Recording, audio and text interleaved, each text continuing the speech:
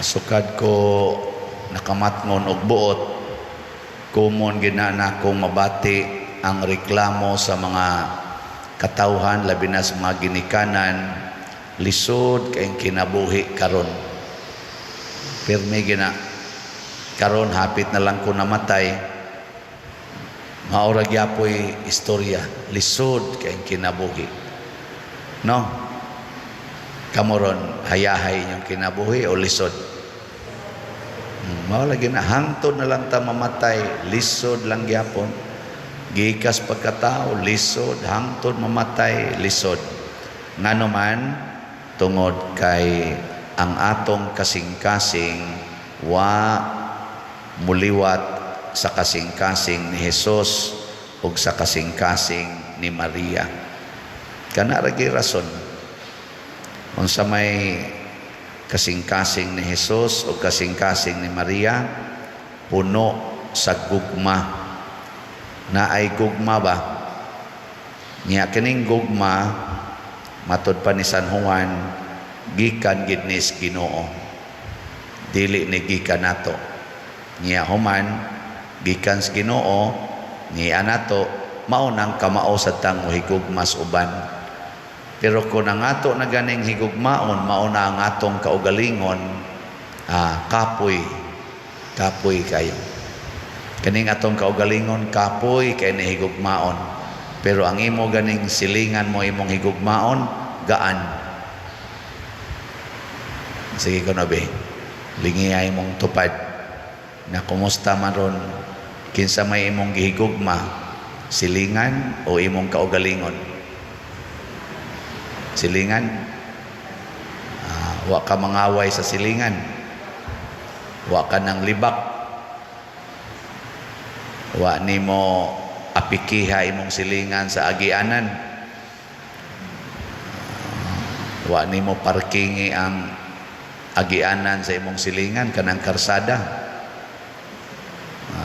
Ay nga na ba mga pangutanang ingon ana, wa ba nimo siya paningli sa utang?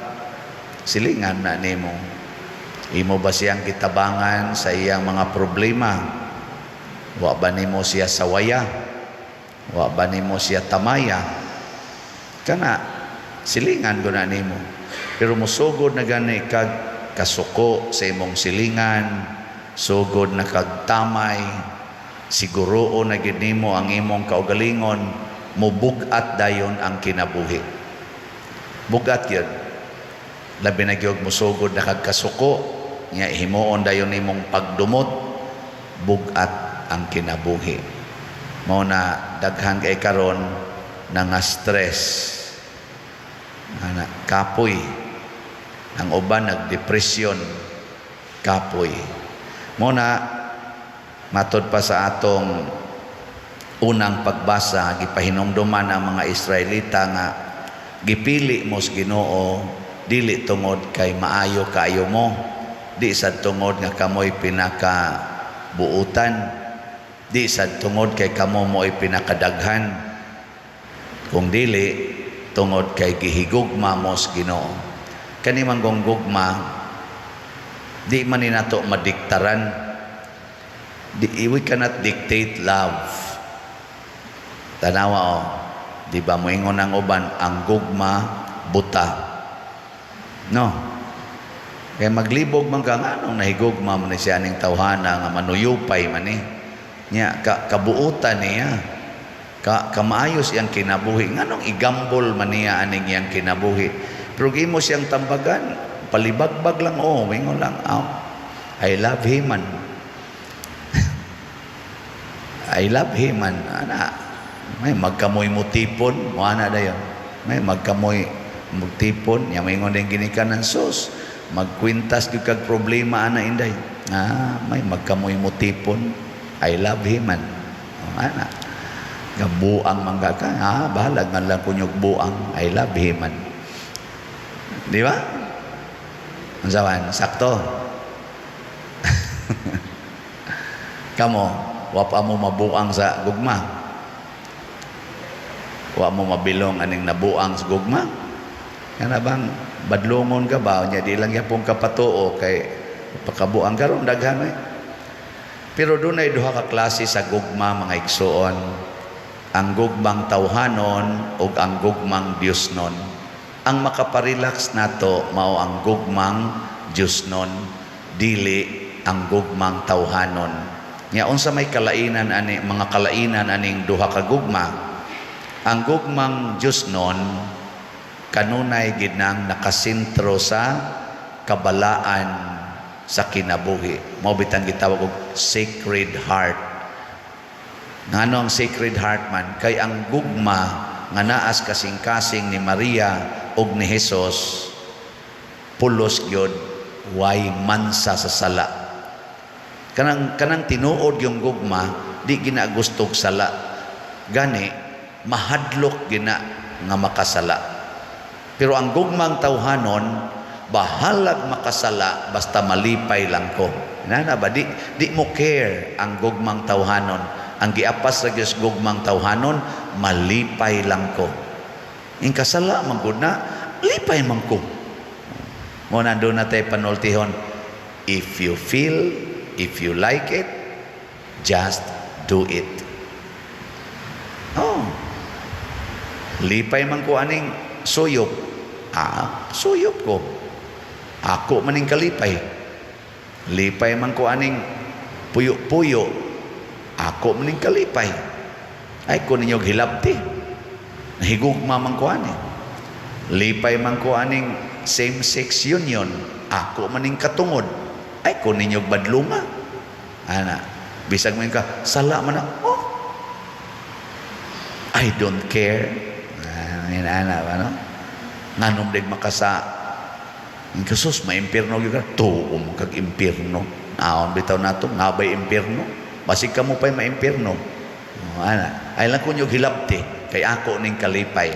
Di ba na mo na? Mo na tawhanon nga gugma ngilingay mon tupad. Ingnaon sam nang imong gugma diha tawhanon o Diosnon. Pero ang Diosnon nga gugma mag-una gid siya sa pagtan-aw. Dili baka sala kining akong pamaagi. Di ba kani sala? Niya og sala gani di gid na niya dayonon bahala nagsakitan siya. Mao na ang Ginoo gilansang sa cross ningon ang Ginoo kalami gyud tingaling patyon ani nila. Usar gid nako kasulti maigo ni sila kilat hurot magina sila kamatay. Di na jud ko ani maigo sa mga latigo, sa mga luwa, mga tamparos. Di na jud ko malansang sa cross. Igon ko lang kilat ni mga tawhana patay maginig hurot. Pero di baka ni dautan ang akong gihuna-huna. Ay dautan man di ay ni sagdilag ako yung malansang sa cross. Ako lang yapon silang higugmaon. Mao na ang ikaduha nga kinaiya sa gugmang Diosnon, andam mo antos aron dili makasala. Pero ang gugmang tawhanon maglikay sa pag-antos, bahala nagmakasa basta walay pag-antos. Muna buwag dayon ini kaminyo antos na kayo, buwag dayon. I will look for the right person in my life. Right person. Kumusta man na rong Paris ni mos kinabuhi karon? Right or left? Wa pa ka mo left. Ay. Narabay daghan din nga ni left na ni buwag oy. Sus pader mamatay ko pader. Mamatay ko dili nako buwagan. Karon pader nga ni buwag nako. Sus praise the Lord God. Lipay na kay ko, malinaw na kay ko. Nako niya, balaan ka na. Siyempre pa der kay malinaw na gud ko balaan na gid ni. Kay biya nimo.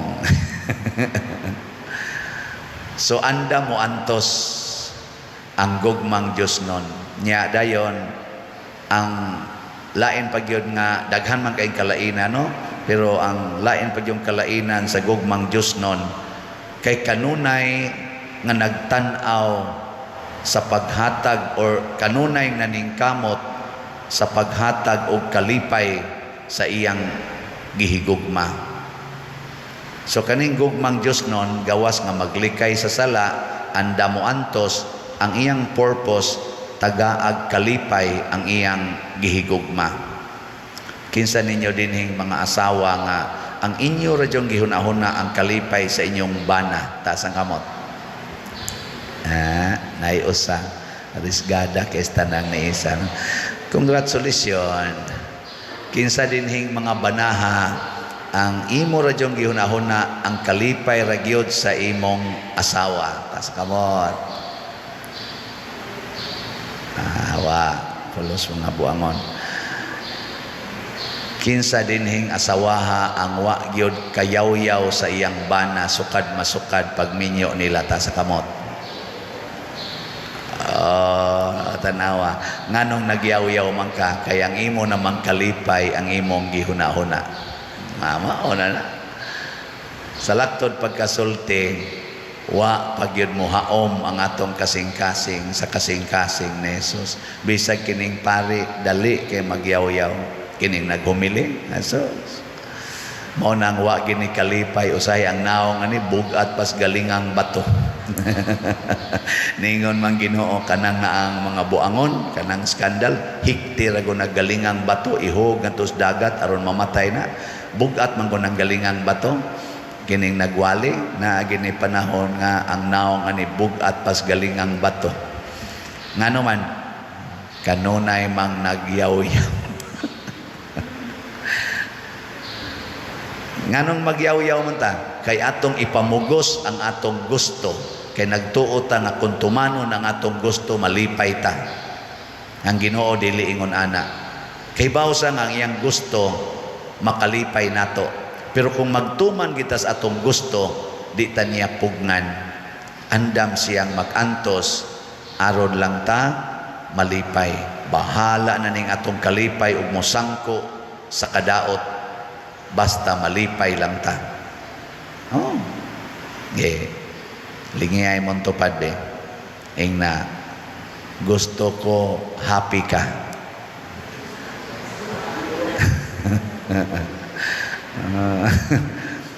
Na niya maingon din siya ay nagpaningil ha. Muna ang mga sugo ni Kristo pirmi gina siya nga nakasintros kalipay sa atong isig katao. Sama pananglit moingon si Kristo, kung tamparoson imong pikas aping ipatamparos lang sang pikas. Sa pasabot ana aron malipay ang imong isig katao.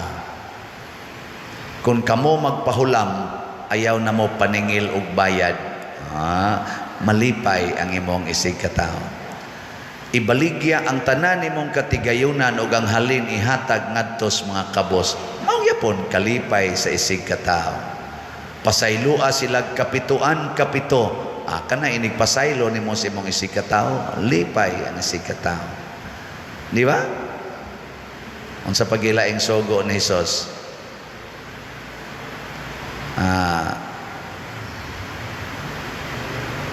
Unsa pa may laing sugo nga makalipay gyud kayo kana bang di taganahan ba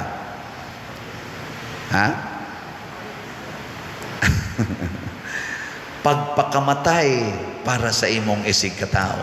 Ninduta na no kana bang moingon ka sa imong kaubas balay, I am willing to die for you ana. Sus, nindota na, lipay yung kaita. Unong ba? Muunong yung kaniya. Mahimo ba ni nato o dili?